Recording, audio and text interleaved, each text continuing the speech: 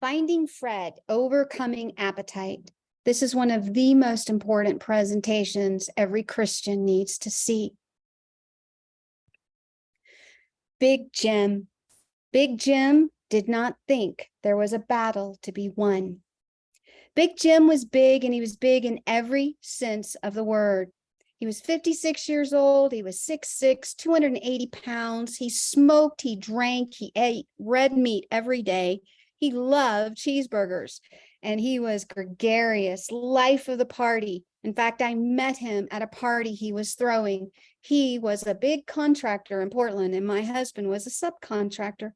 So he threw a party in December for his subcontractors, and I got to see Big Jim and his big appetite. Wasn't too long after at that party that Big Jim came to see me at my clinic to prep for a colonoscopy. He kept failing the colonoscopies, and he had heard that if he did colonics, he wouldn't have to drink the Ready Go Lightly drink, and he could pass that colonoscopy. So due to his lifestyle, he knew he needed more than just the simple 2 colonics to prep for a colonoscopy. So he did 10 colonics in 2 weeks, and I really got to know and to love Big Jim during those sessions. And after the 10, he did his colonoscopy, and he failed the colonoscopy, and he was so upset. He called me up, and he couldn't understand after 10 colonics why he failed that colonoscopy. And I asked him, I said, well, did you make any other changes beside the colonics? He said, no. And that was the reason. And I told him, Jim, if you don't change your lifestyle, you won't live to be 60. And he hung up, and I didn't see that man for 6 years. 6 years later, he walks in the door at the clinic, and I go, Jim, you live. I was so surprised. But this time, he didn't have that big smile on his face. In fact, he could barely talk without gasping for air. And he had to sit down, Big Jim did, as he told me that he had 4 heart attacks and quadruple heart bypasses. And the doc said he's basically a breath away from death. And he asked me if I would help him. Now, it was contraindicated to help Big Jim at this point. And I said to him, if I help you, you are going to do everything I say. And the moment that you don't, I will not help you anymore. And that man agreed. Not only did he agree, but he did everything perfectly. And months go by of working with Big Jim. I watched the weight come off, and he started breathing and living. And when he had come to see me that time after 6 years, he couldn't even get out of bed, and he barely could drive himself to the clinic. He couldn't even vacuum his house. He said he spent the entire day in bed thinking about dying. So after several months of working with me, Big Jim lost all that weight, and he actually was able to get off all his medications. He started feeling fantastic. And I do have to add, when I work with someone like Big Jim, anyone, whether they have cancer or any type of issue, it's a good idea to ask them, why do you want to live? What is motivating you? It was really interesting what motivated Big Jim. I had never seen that before. Big Jim, well, he had a fetish for his silk shirts, and he had spent a fortune collecting some very expensive silk shirts and very nice suits. And that was the driving force behind Big Jim. It wasn't love for family. It was simply he wanted to wear his very expensive silk shirts and his suits again. So, but he lost all the weight. He got off all the meds. He was feeling amazing, and he wanted to return to work. And in order to do so, he had to get doctor's permission. And he says to me, I can't wait to see the doctor and tell him and show him how good I feel and how it happened. I said, oh, no, Jim. You might want to not do that. You might not want to share that you've gone off all your meds on your own. And he goes, why not? And I said, because that doctor is going to write in your files that you are non-compliant. And when you die, your insurance will have grounds not to pay your insurance payout. And I said, furthermore, might be a better idea if you just simply ask the doctor if he thought you could go off your meds. So Jim goes to the doctor and then he comes back and he says, well, I have some good news and bad news. And the good news is the doctor approved me for going back to work. He says I'm in excellent condition. My heart is doing great and I'm so excited. I said, well, what happened when he found out, when you asked him that could you go off your meds? And he said he exploded. He said, there's no way I could ever go off my meds. I go, well, what did you tell him? And he said, well, I just told him I would keep ordering the meds. I didn't tell him I would take them. And I thought that was interesting, but I'm really glad that Jim wasn't poisoning his body with all those meds now that he had gotten his heart and his blood pressure all healthy. So Jim goes back to work and I don't see Jim for months, 4, 5, 6 months roll by. And then Jim comes back into the office. He never calls. He just shows up and says, here I am. Now, this time I didn't exclaim, Jim, you live. I exclaim, Jim, you look like you're dying. What happened? And then Jim tells the sad story that everyone needs to know when overcoming appetite. Jim said he returned to work and he was juicing and doing all the things that he was supposed to do. But then there was one day that he was so busy, he didn't have time to juice in the morning. And he was driving by that McDonald's and he was hungry. It was actually lunchtime at this point. He had missed breakfast, missed his juicing in the morning. And he looked over at that McDonald's as he's driving by and he thought, what would it hurt? One cheeseburger. I love cheeseburgers. And even though he'd been plant-based and had done the 8 laws of health, he decided he would add in a McDonald's cheeseburger. Like what harm could one cheeseburger do? And he was able to go through that drive-through, grab a cheeseburger. He said it just was so delicious to him. And he was able to go to work that day. And that habit slowly came back into his life. The one hamburger once a week became every day. And pretty soon he wasn't juicing or doing anything else. And that's why he went back on the meds, back came the weight, back came the fatigue. And so this is why I am giving this talk, to help anyone who is struggling with appetite to overcome it. Now, God gave clear health laws to follow in the Bible. And we can find those health laws in Leviticus chapter 11 about clean and unclean.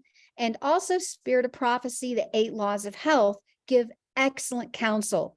For these are the health laws of our being. Now, we're going to not talk today about what those are, but the principles of overcoming the desire to break them. Why and how to overcome appetite. Here is a very strong statement to begin our study. It is as truly a sin to violate the laws of our being as it is to break the 10 commandments. To do either is to break God's laws. And those who transgress the law of God in their physical organism will be inclined to violate the law of God spoken from Mount Sinai. Now that's a pretty strong statement, but we're going to see if there's any more statements like this to support it. And I'm praying that each of us will be convicted of this. In fact, now is a really good time to start a simple prayer that we can see the truth in this presentation. Heavenly Father, if someone is listening to this presentation, it is because you have led them here.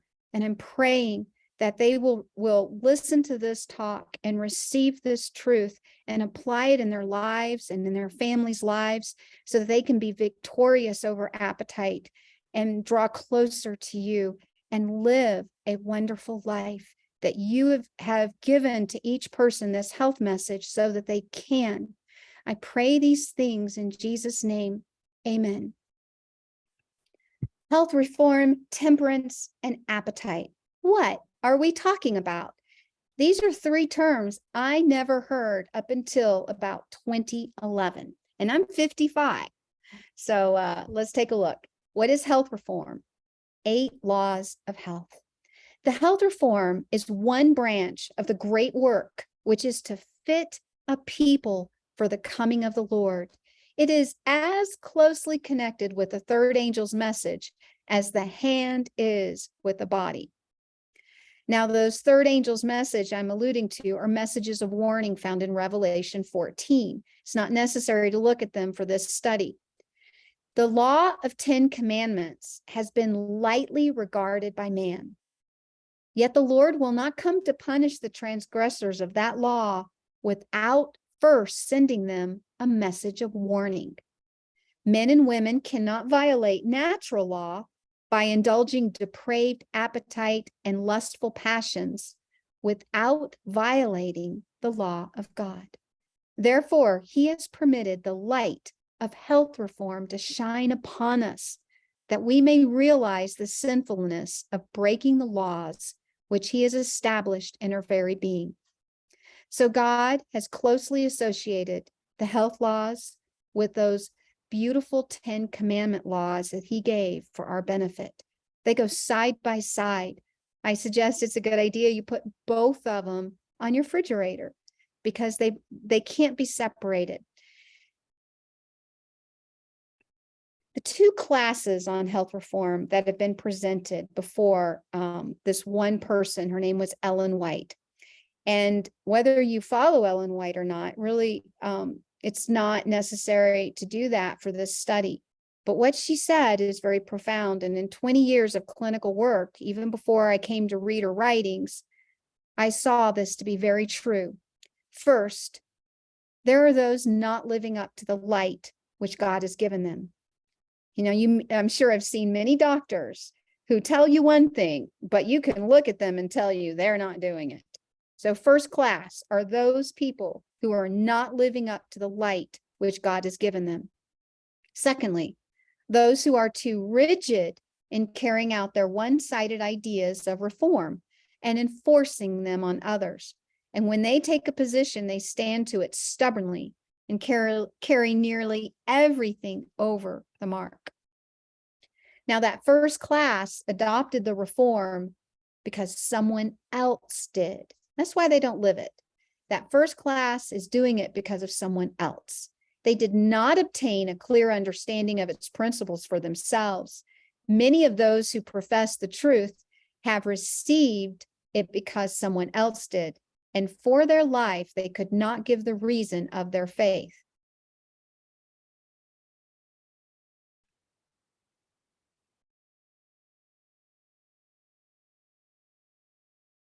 Now, this is why they are so unstable.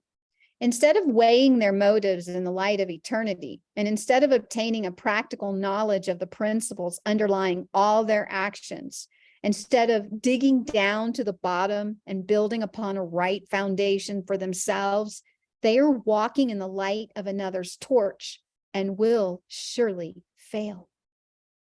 Now, the other class take wrong views of the reform, and they adopt too meager a diet, and they subsist upon poor quality of food, prepared without any reference to the nourishment of the system.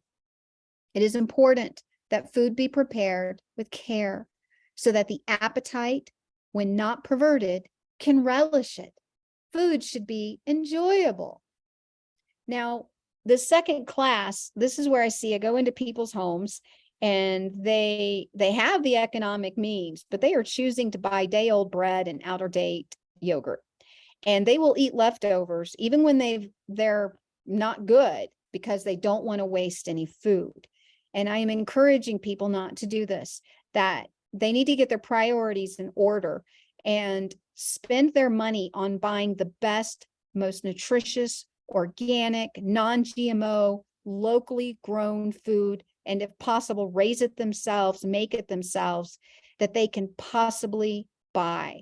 Taking care of the body is more important than taking care of your car or your house. Now, two more words, temperance and appetite. Temperance is one of the 8 laws of health and typically means the moderate use and practice of anything healthful, meaning just because something's good, you don't overdo it. You can overdo water drinking. You can drink too much water, and water is a wonderful thing. We all need to have the right amount of water, but too much of a good thing is bad.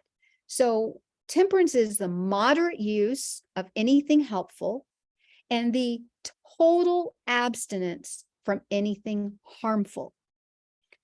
Appetite is the natural desire of pleasure or good, the desire of gratification, either of the body or of the mind. Now, here's what's interesting.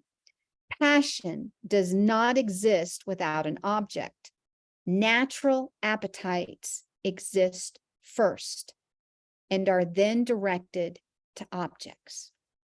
So it is very important that we overcome these appetites that are not pleasing to God and that are not good for us, because then we're going to develop a passion that leads to our demise. So today we're going to focus on overcoming appetite.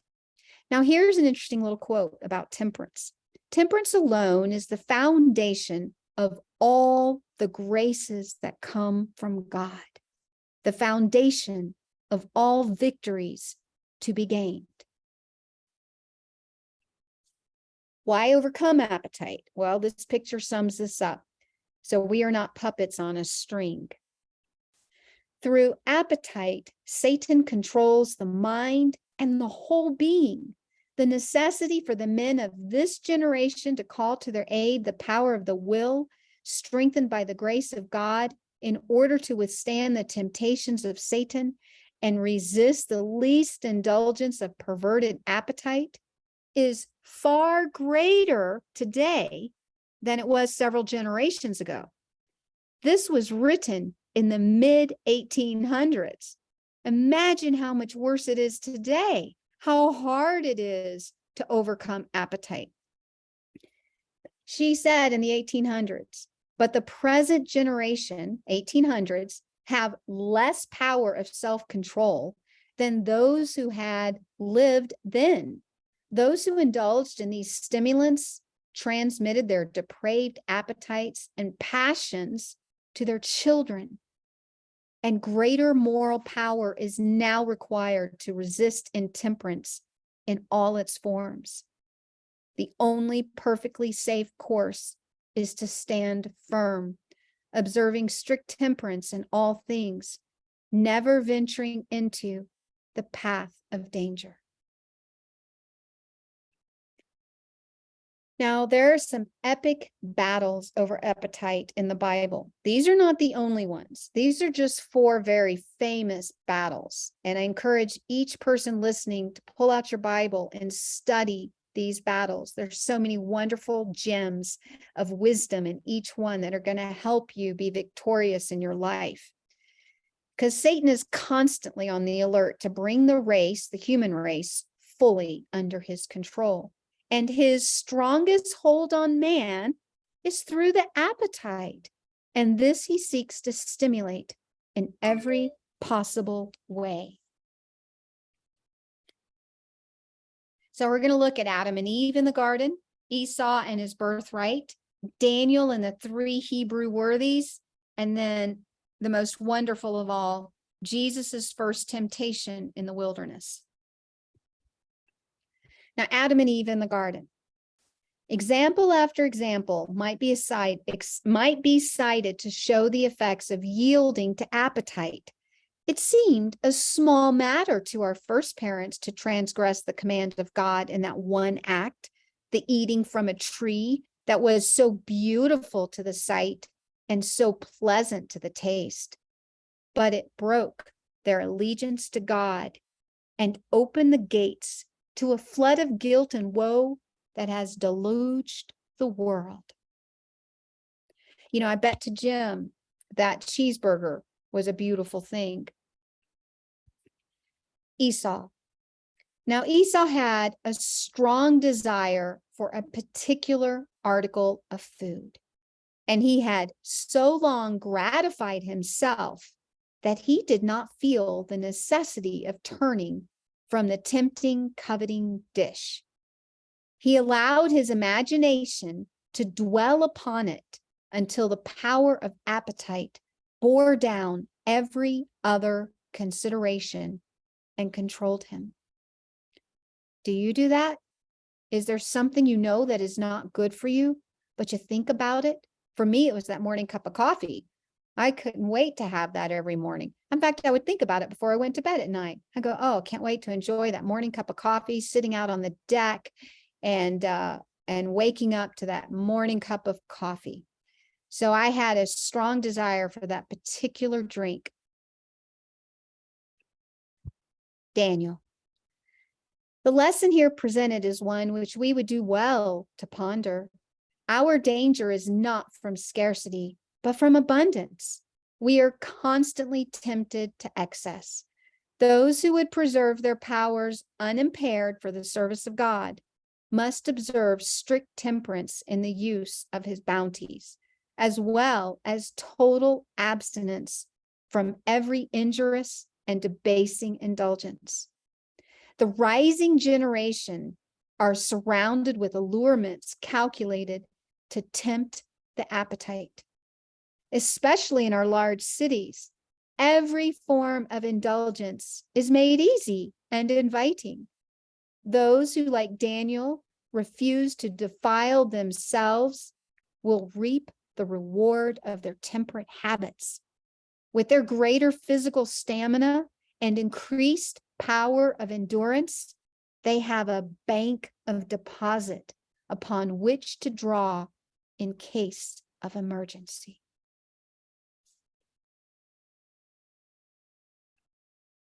Jesus in the wilderness.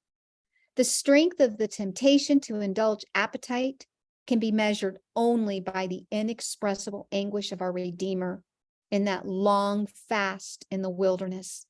He knew that the indulgence of perverted appetite would so deaden man's perceptions that sacred things could not be discerned. Adam fell by the indulgence of appetite, but Christ overcame by the denial of appetite. Our only hope of regaining Eden is through firm self-control.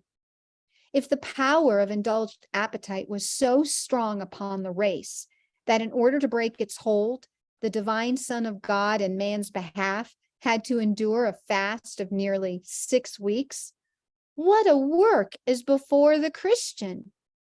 Yet, however great the struggle, he may overcome by the help of that divine power which withstood the fiercest temptations that Satan could invent. He too may be entirely successful in his warfare with evil, and at last may wear the victor's crown in the kingdom of God. Don't you just love that last bit of encouragement that Christ won this battle for us? How many of us have fasted without any food, just water, for 40 days, and to do so alone in a desert place without any comforts? And Jesus won that battle so that we can win. I look at my battle with coffee, and it was nothing compared to what Jesus did. So when I say to Jesus, oh, I can't give up my coffee. Wow, what does that say to him who went 40 days in the wilderness alone and then was tempted with food and overcome so that we can overcome? Now, one more thought on this. Christ fought the battle upon the point of appetite and came off victorious. And we also can conquer through strength derived from him, from Jesus. Who will enter in through the gates into the city? Not those who declare that they cannot break the force of appetite. So of the 4 epic battles over appetite, we draw 5 main conclusions. There's so many more. I hope each of you will go back and study these epic battles. 1, transgressing health laws, break allegiance to God. Just like when you break the 10 commandments, you know when you have lied or not spoken the truth, when you have broken one of those beautiful commandments of God, it brings woe. And the same with the health laws. Once you know them, when you break them, you're going to have woe. You're going to have an emotional woe, a guilt woe. But there's also a physical woe that you have when you break those health laws. Imagining and gratifying appetite makes it easy to choose appetite over righteousness, just like Esau. We are constantly tempted to excess, so strict temperance is best. We're not in the days when food could not be found. We're in the days of when it is excessive. Depraved appetite deadens perception, so the sacred things are not discerned. And we won't go to heaven if we say we cannot overcome appetite. So how do we overcome appetite? Because we lose the battle with appetite because we don't think there is one. So we're going to look at 3 things. Number 1, you, the target. Number 2, exercising neural pathways. And 3, when it is good to go in the wrong direction. Now, first, you, the target. So if you look here on the right, you're going to see this diagram. And what this is, the target is you. You are the target. And it's kind of hard to see, but at the very top, the outermost part of you, you have your activities. And then as we move closer into you, we see you've got emotions in that inner circle. And then the most inner circle, we have our senses. And then at the very heart of you, you have something incredibly precious. You have your soul, and a part of that soul is your will. Now, that explains the target. And what do we do with targets? We often shoot an arrow at them. So God is shooting an arrow at you, the target, and he's going for something very precious. He's going to bypass those activities, your emotions, and your senses, and he's going to shoot. He's going to aim right for your will. The most important part of you is your will. And he's going to shoot for your will. And when you give your will to God and he can do a work in you, you're going to see that he works from the inside out. So he then is going to be reflected in your senses, and then your emotions, and then your activities, like your work and your play. And that's how God, that's his method of imparting divine nature to man, righteousness by faith, through targeting the most precious part of your soul and your heart, which is your will. But then there is another person targeting you, and that is Satan. But he's not shooting for your will. He's actually doing a different strategy. He's actually going first for your activities, and then your emotions, and then your senses. And once he's got those 3 things of you, you are now in what is called the counterfeit religious zone. You're not really following Christ. You're just kind of showing it to the world. And then Satan is going to work from the outside in, but his arrow is going to reflect in your senses, your emotions, your activities. And its righteousness by works is Satan's counterfeit of perfecting the human nature. So God is targeting your will. We're going to look at that in a second. And Satan is targeting your activities, your emotions, and your senses. And if you take a screenshot of this, you're going to see there's lots of Bible verses to support this. Now, God targets your will. And what is that? According to the Webster's 1828 dictionary, it's that faculty of the mind by which we determine either to do or forbear an action. The faculty which is exercised in deciding among 2 or more objects, which we shall embrace or pursue. The will is directed or influenced by the judgment. The understanding or reason compares different objects, which operate as motives. The judgment determines which is preferable, and the will decides which to pursue. In other words, we reason with respect to the value or importance of things, and we then judge which is to be preferred, and we will to take the most valuable. Now, it's interesting about the will.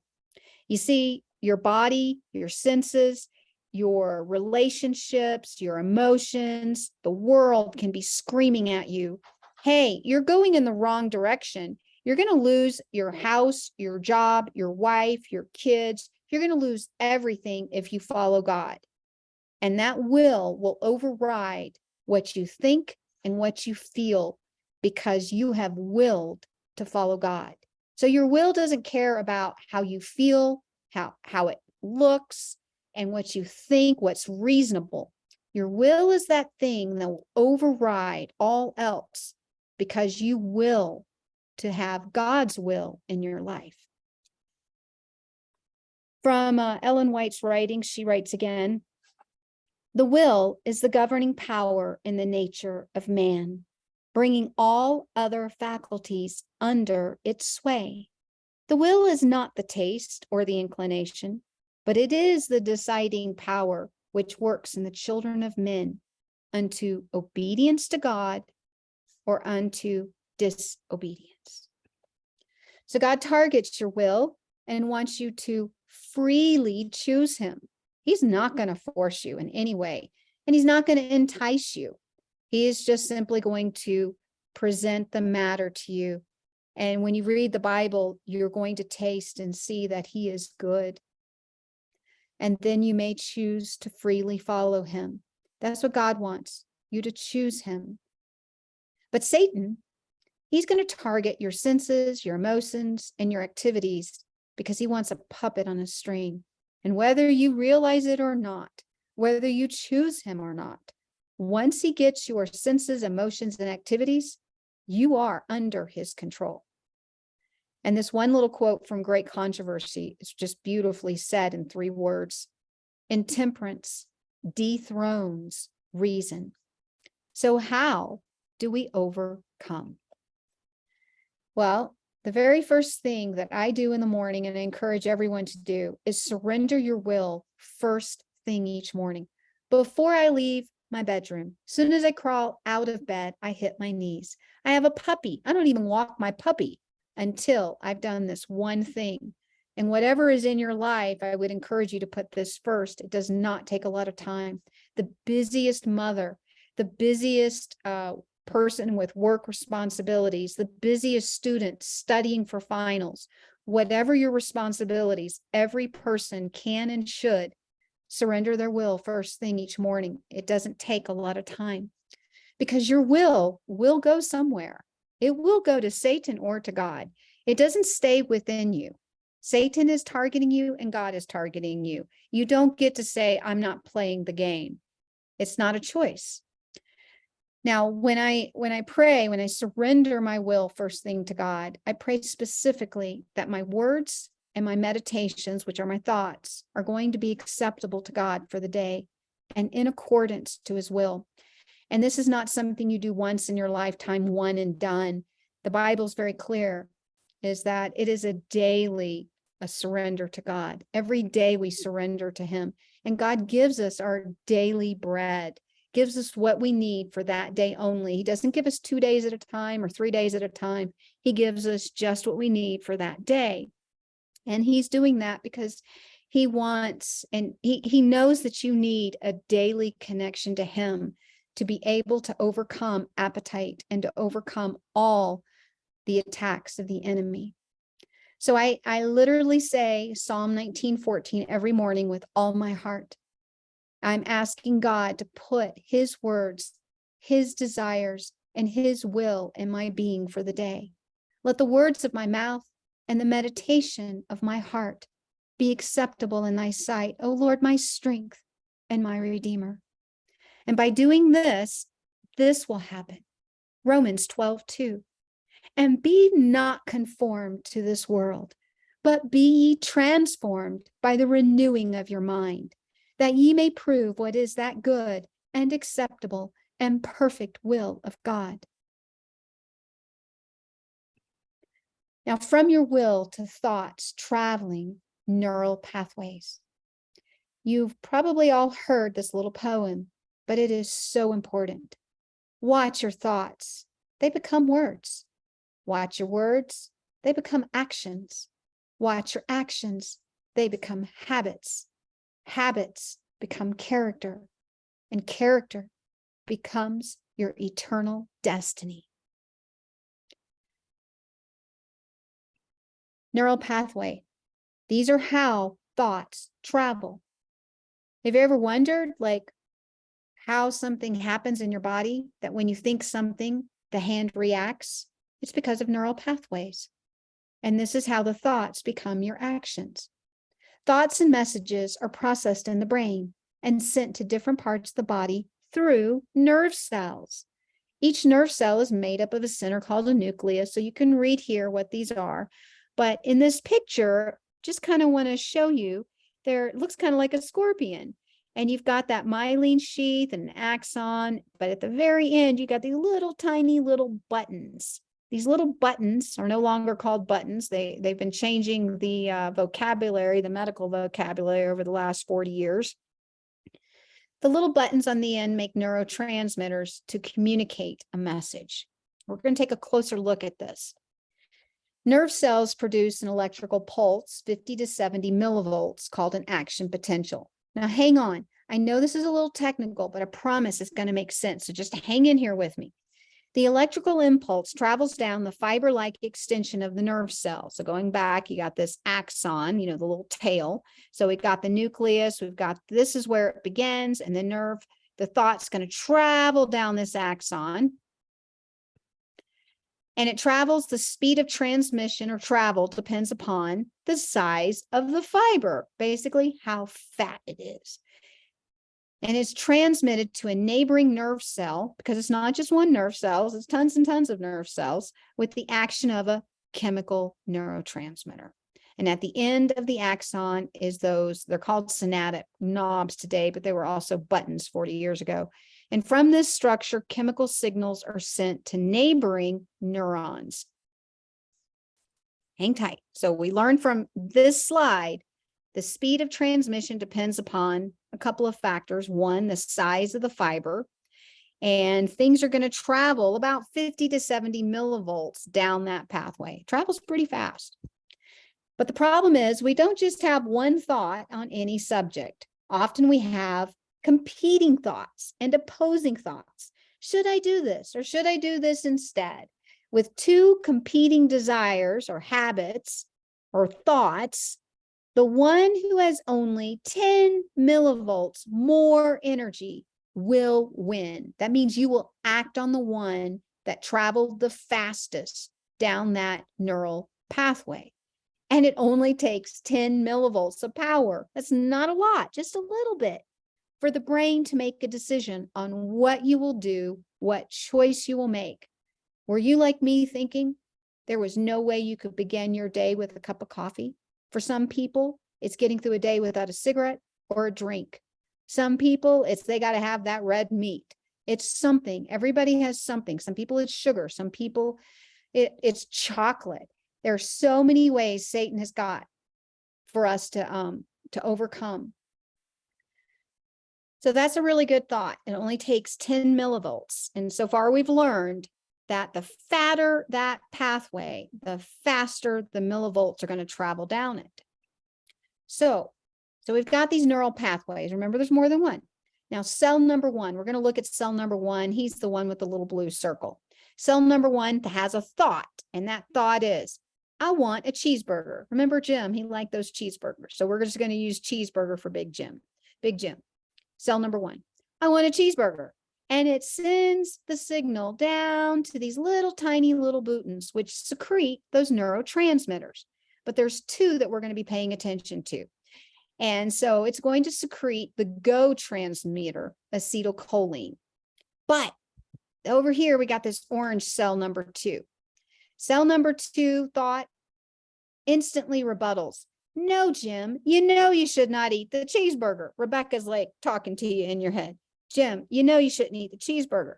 And sends a signal to those same little buttons. But this time, these buttons are going to secrete a neurotransmitter called GABA. And that's the no transmitter. It puts the brakes on so that you don't act on this thought. Which one will cell number 3 act upon, sending the signal to the muscle to act on? Which one? It depends on your decisiveness when you said, I want or no. The more decisive you are with your appetite, the more energy or millivolts a signal will begin traveling down a nerve fiber. Vacillating or wishy-washy or weak-willed desires start out very slow, but a strong decision, a strong belief, a strong will on any thought or desire will shoot down that nerve fiber lightning fast. So we've learned that there are a couple of factors that are going to determine whether you win the race with God's will in your life or Satan's will in your life.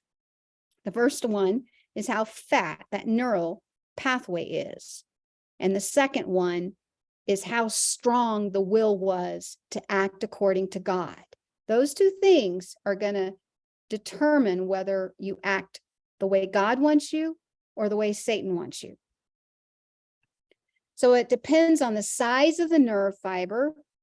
And so we can exercise that neural pathway for God, and it will grow bigger. What wonderful news is that? We're not locked in to this feeling like we have to give in, we have to answer cravings. We can actually exercise neural pathways so that we don't want them at all. Instead of saying, no, I don't want something, you say, I want something else. And you say it out loud with emphasis. And it's going to create a positive neural pathway for godly desires. And these have all been tested, scientifically tested, test after test for decades. This is proven to be true. So you don't just say, no, I don't want the cheeseburger. You're actually going to exercise a pathway with a positive. You build a new pathway. And that's what we want to do, is build a positive pathway that pleases God. And so instead of saying, I don't want the cheeseburger, I'm going to say, I want that salad. So when I was in Australia and I was staying with Chris and Laura Sparks, they made this amazing salad with tahini sauce. I just couldn't eat enough of it. And so nowadays, if I'm driving down the road and I see something that kind of lures, whatever it is, let's say it was a cheeseburger. I have no desire for them, but let's just say it was. I would say out loud, I want the Chris Sparks tahini salad that he made that day. And I say it out loud with emphasis. And before long, what's going to happen is I'm really going to want the tahini salad that Chris Sparks made because I say it out loud. The more you exercise a neural pathway, the bigger it becomes. So more energy will travel faster down that neural pathway. And you just have to win by 10 millivolts. And soon the thought that aligns with God's will grows so big, you won't want the cheeseburger or the cup of coffee or the alcohol or that cigarette, whatever it is. And you will really want God's food for you. Now, let's say that cheeseburger is in your mind. Let's say I heard people do this. They go, oh, I had a lady come into the clinic just last week and she said, oh, I gave up cigarettes, but oh, I love them. And I just want to stop her every time she says that. Every time you say that, you're making that neural pathway for a cigarette bigger. So you got to watch your words. They become your habits and your actions. And so you don't want to be saying how much you love a bad thing. You want to always say how much you love a good thing. And pretty soon the pathway is going to grow bigger than what you know is bad for you. And over time, you will not want the bad thing at all. Thoughts will become your habits. Established habits make literal pathways through the nervous system. Frequent repetition of the same thought, feeling, or action wears a deeper groove, just as repeated walking on a lawn will wear a deep path in the sod. Now, this is by Dr. Chalmers, The Broken Brain. That is an excellent book to get. We shall be individually, for time and eternity, what our habits make us. And I say to people, you must exercise these neural pathways because every single day, the world is exercising them for you. It is a battle for your mind. And this is why there are so many satanic billboards and internet messages and music lyrics everywhere you go, trying to subliminally build your neural pathways with Satan's desires. Everywhere you go, you are bombarded with appetite temptations, just like Big Jim with McDonald's. Jim's thought about that meal and he longed for it, for its convenience, mainly. That was the thing that got him to do it. If there had been probably a Chris Sparks tahini salad restaurant right next, and he could just drive through and get the tahini salad that Chris Sparks makes, I wonder if he would have done that. So convenience won out for Jim. He built a neural pathway that made it easy for him to choose food that would destroy him, even though he knew he needed the fresh fruit and veggies. Here's another quote. It is impossible for those who give reins to appetite to attain to Christian perfection. When you look at these billboards, look at that. The thing you want when you order a salad. You can't run from us forever. They know, Satan knows, the world knows just how to get you. They know about these neural pathways, and they're working on your neural pathways every single day when you drive down the road, when you go on the internet. If you're riding with me and I'm in a city, you don't have it out here in the desert, but if you're riding with me and there's a city, you might see me take my hand and I put it up along the side of my face just to make sure I'm not taking in those billboards. They are exercising neural pathways and I don't want them exercised. I avert my eyes whenever I see a Starbucks. That was one of the hardest things for me because I worked for Kraft Foods at one time for 10 years and my account was Starbucks. And I called myself Little Miss Starbucks. And so I'm having to guard my mind. And whatever it is, if it's a bar for you, if it's going into a grocery store or a place that has cigarettes, you want to protect your mind and avert your eyes because it is subliminally building those neural pathways. But the good news is, if you exercise those neural pathways, you can get to the point where you do see that cheeseburger and I see that cup of coffee and I see that Starbucks where I just don't want it. Praise the Lord for that. Now, we've talked about the target of the will and surrendering our will to God first thing each morning and exercising neural pathways for God's will in our lives. But now we're going to talk about not being sabotaged when you start down the path of eating for the glory of God. And the first thing that sabotages us is taste. Taste. Here's another quote, and this one's again about the wilderness temptation of Christ. In the wilderness of temptation, Christ met the great leading temptations that would assail men. There he encountered single-handed the wily, subtle foe and overcame him. The first great temptation was upon appetite, the second presumption, and the third love of the world. Satan has overcome his millions by tempting them to the indulgence of appetite. Through the gratification of the taste, the nervous system becomes excited and the brain power enfeebled, making it impossible to think calmly or rationally. The mind is unbalanced. Its higher, nobler faculties are perverted to serve animal lust, and the sacred eternal interests are not regarded. When this object is gained, Satan can come with his two other leading temptations and find ready access. His manifold temptations grow out of these three great leading points. And that first one was appetite. Taste. Every person has between 5,000 to 10,000 taste buds. You put the food in the mouth, but you taste with your brain. And it all happens how this diagram shows it. So the taste buds in the mouth, the taste bud cells are communicating with your brain via the neural pathways. Taste buds are not localized by regions, but I'm going to show this diagram because it just makes it pretty easy.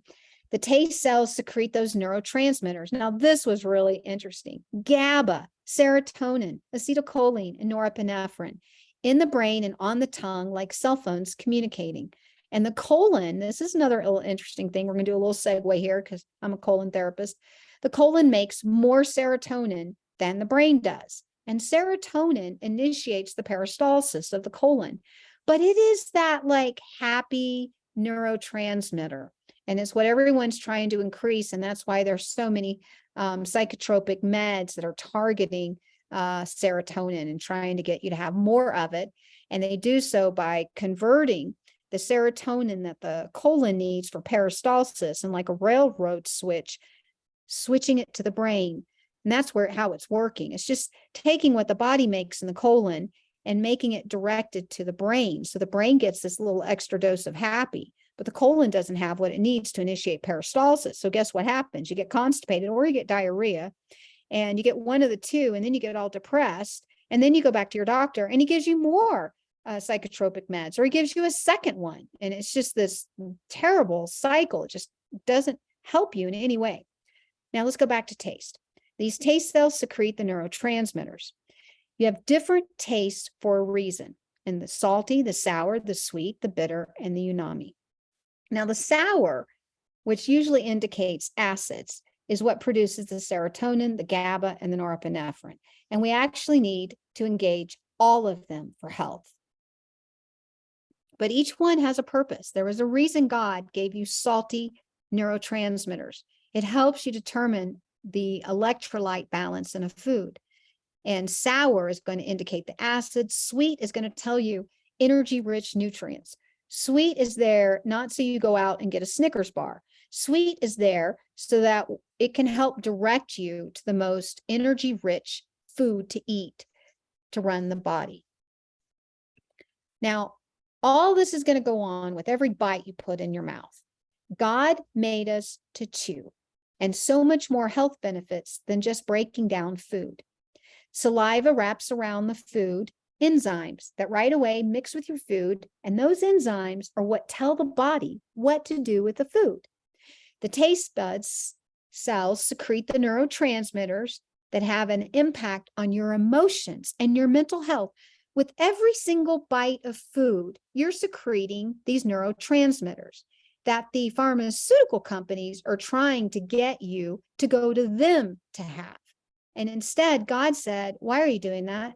I made it so that every bite of food, if you eat the right food and you chew it, we're going to engage these neurotransmitters for your emotional and mental health. You will miss all of this if you take a pill. We were designed to nourish our bodies by eating and chewing our food and tasting our food. Juicing, those of you who know, I am a huge advocate of juicing. I'm a Gerson practitioner. I see the incredible value of juicing as a supplement, never to replace God's design with chewing and eating a meal. Juicing, as wonderful as it is, should never replace meals. Juicing bypasses two mechanisms to stimulate a bowel movement. One, eating. Chewing releases enzymes. And two, a meal. Now, the difference between a meal and a snack is simply volume. So when you eat a meal, you're going to eat enough to stretch the stomach stretch receptors, which are going to send a signal to the colon that a meal is coming down. Wake up, colon, open those flexures and move the waste along. This only happens when you eat a meal. When you eat a snack, that doesn't happen. Even if you chew that snack to kingdom come, you chew it 100 chews, you make it all liquid, it is not going to send the signal to the colon that a meal is coming down because we didn't engage the stretch receptors. God designed us not to snack, not to eat 6 meals a day, but to eat about 2 meals a day, 3 meals a day. If you're one of those individuals that is a high metabolism, that is working a high labor job, and usually these are young men that need these 3 good meals a day. Where does juicing fit in? Juicing goes in between those meals as a way to supplement the body with enzymes and nutrients that we're not able to get in our food, because I think all of us know our soil is deficient and we're having to work very, very hard to find nutrient-dense food. So by adding some juicing into our lives, we're able to concentrate the fruit and the vegetables, and also to get an extra abundance of enzymes, which, if you remember what I said, they tell the body what to do with the food. The enzymes run the body. Tasty facts. couple more things. Did you know your tongue has a tongue print just like your fingers do, and that they're unique to you? I find that most interesting. Taste buds die and are replaced every 2 weeks, which means you can develop a taste for healthy food once you stop eating excess. I'm going to say the word excess salt, oil, and sugar, processed foods, never eat, coffee, pop, and rich sauces. Well, I shouldn't say never, because I can definitely see a time for some processed foods, especially when you're transitioning. And I guess the question becomes, how processed? Is there something in there that's actually harmful for you? So I'll put a caveat on the processed foods. I eat Vegenaise, that's a processed food, but I'm not eating the Bill Gates processed fake meats anymore. I've totally rejected those and will not eat them. So when I mentioned never eat processed foods, I was actually thinking about the fake meats that are out there. And then the coffee and the pop, those are no nevers. But the point of this number 2 point, taste buds will die and are replaced every 2 weeks, which means you're going to grow new taste buds. And I promise you, in about 2 to 3 weeks of eating the food that God is presenting to you to eat, you're going to develop a taste for them. And you're going to find that when you eat these processed foods or you eat out in a restaurant, you're going to go, wow, that was so salty. It happened the other day. I brought home some hummus, fresh made hummus that the store had made, freshly made. But Chris, when he ate it, he goes, wow, that was so salty. And it's because they loaded it with excess amount of salt. So you're going to grow new taste buds, and you're going to learn to like the foods you never found pleasurable. And you're going to find the foods that you used to find pleasurable. They're just not going to excite you. You're just going to go, wow, I really didn't enjoy that. And the trick to this is you want to keep your taste buds free of gunk. So when you're getting excess salt and excess oil, those two in particular, they will create a coating on your tongue. You can look in the mirror, you're going to see all this white film on your tongue, this excess biofilm and mucus. And as you start changing your diet and stop eating these high salt, high fat foods, your tongue is going to change, and it's going to start becoming this beautiful pink tongue. And you're not only going to feel better, but when you look in the mirror and you stick your tongue out and you go, ah, you're going to see it reflected in your tongue with no mucus. Nice, pretty pink tongue. Now, the pleasure trap. When you begin eating healthy foods to the exclusion of processed foods or excess salt or excess sugar or excess fat, you likely will find them bland and you will have no taste for them. You will just not want to eat them. Your mind will tell you you are going in the wrong direction, because coffee and excess salt and excess oils are addictive stimulants. Excess oil coats your tongue, so only fat foods taste good. So when food does not have excess salt or oil, you may feel like it could not possibly sustain you. And you have developed a taste for excessive high salt, high fat foods. It can be an addiction. It's highly stimulating, especially when there is added MSG, addictive flavor agents, in the food you eat. Almost all food in restaurants has slipped in that MSG. It is no longer on the ingredients. They will tell you it's not in it because it's not in the food. It was in the oil they made the food with. Almost all oils have added the MSG to the oil. And that's how they can get away with honestly saying, oh, we haven't added MSG to the food. And it's not on the label. You can read their label. But where it was at was in the oil that they made the food with. And if you persevere, you will find that healthy foods in moderation start to taste good, and you feel better, and you're going to enjoy its amazing rewards, just like Daniel did. Now, going back to the Big Jim story, that one thing I did not tell you about Big Jim was that Jim was a devout Buddhist.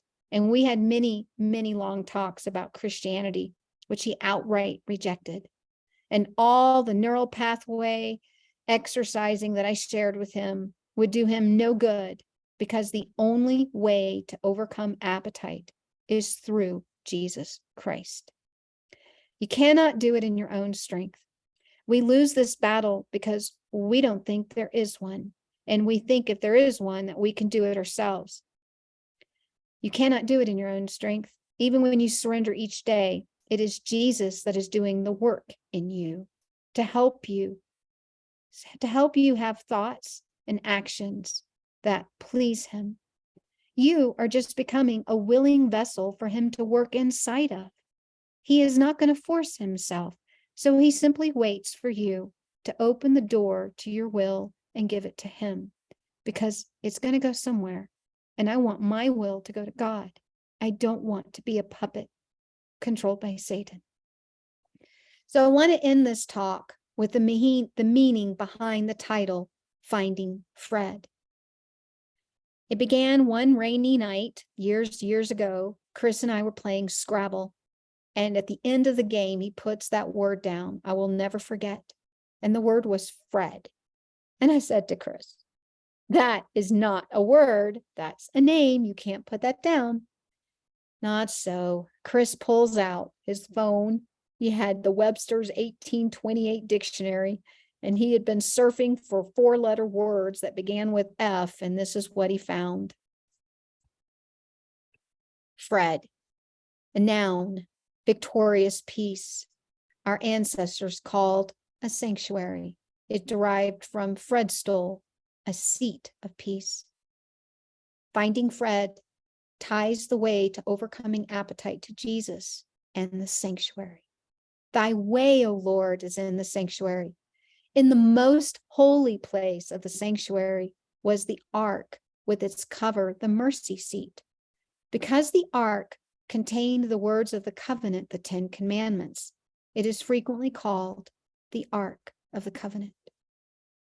Now, Fred, victorious peace, it's the kind of peace you have after a long battle. It is not an inherited peace. It is a peace when you've had a struggle and you finally win the victory. And this victory with appetite is only found in the sanctuary. And the next couple of slides are probably the most important of this entire talk. Finding Fred, the ark. An ark, a place of safety. Webster's dictionary defines the word ark as a place of safety or refuge. But what do we need safety from or for? What does God need that? Safety for the law of God embosomed within it. The law was put into the ark and covered with the mercy seat, a symbol of the seat or throne of the ruler of all. This was the safest place in all the universe and shows how supremely sacred heaven regards the law of God, his fundamental law, the constitution of his universal government. Being made of gold and wood, the ark was a symbol of the divine human character of Christ, who said, I delight to do thy will, O my God. Yea, thy law is within my heart. O precious ark of safety. God could place his law in that heart, for he knew that there it was safe. It would never be betrayed. It would never be forsaken. It would never be misrepresented. And what God did for his only begotten Son, he will do for every other son within whose heart his law abides. This is what we want, to have the law of God, both his 10 Commandments and his health laws, abiding in our heart. When the health laws are not in your heart, they are hard to follow. But if they are your heart's desire, then you have joy in obeying God and caring for your being. We want God's laws, all of them, safe in our heart, never to be betrayed, forsaken, or misrepresented. God is looking for a people he can trust his laws with, all of them, not just the 10 Commandments, but he wants a people that he can trust the health laws, because they're going to be an obedient, trusting people. When we have this, we have found Fred. Thank you for listening. And I wish you all of God's health and happiness. And I pray that each of you will seek Fred in your lives and find him.